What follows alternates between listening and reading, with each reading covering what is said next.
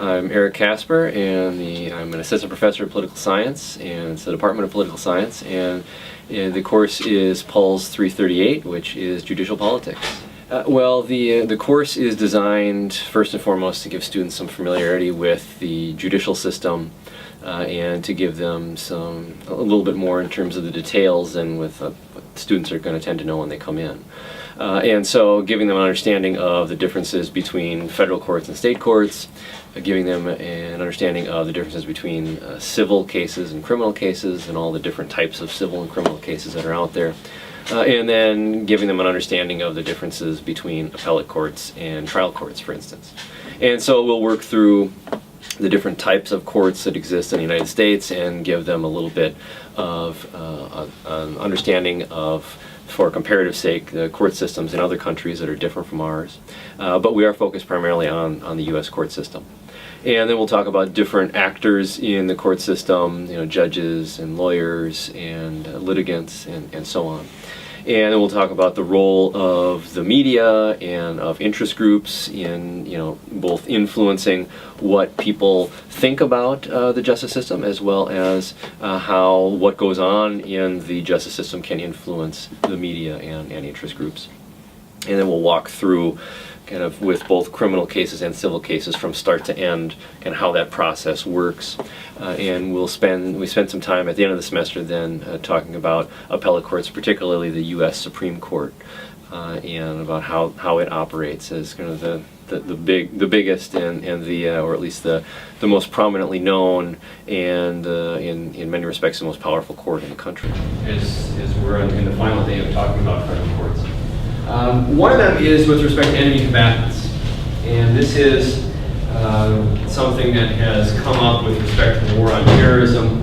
The notion of enemy combatants is older than that, though. There are examples of enemy combatants from World War II. Was during our unit on the federal court system, and so in addition to talking about all the different types of federal courts that are out there, during that unit we talked specifically during that class period about enemy combatant cases. And so if someone is picked up and suspected of being an enemy combatant out on the battlefield during the war on terror, what has to be done, and what kind of rights do they have and don't they have with respect to getting a case into federal court? It's in an act of war. You're accused of committing acts of terrorism and so forth. That's a different scenario, but you get some due process right. The question is how much. And so we looked in particular there at a person who was picked up on the battlefield in Afghanistan. He had been accused of being involved with Al-Qaeda, and the U.S. government said that it had the authority to hold him without trial or charge indefinitely. And he's a U.S. citizen, and his father filed a case in federal court on his behalf, and then the Supreme Court had to determine whether or not he had the right to have his case heard in federal court, and kind of what the role of the federal court is there. And on the other side of the equation, of course, is the power of the president, and that's balanced with the rights of the individual. And so we talked about kind of what issues are at stake there should federal courts be involved in this, and then ultimately what the ruling was in terms of the U.S. Supreme Court saying that he had some rights to have review by something like a military commission and to not just be held in custody without trial or charge indefinitely, without having some neutral decision maker to look at it. Well, we want to make sure that students, in addition to having the kind of nuts and bolts understanding of how the system works, that they have a better picture of how it's different from what they typically, the information they come in a lot of times is based on what they see and hear in the media. And that may be on the news media, but also in terms of popular culture media, television, movies, and that sort of thing.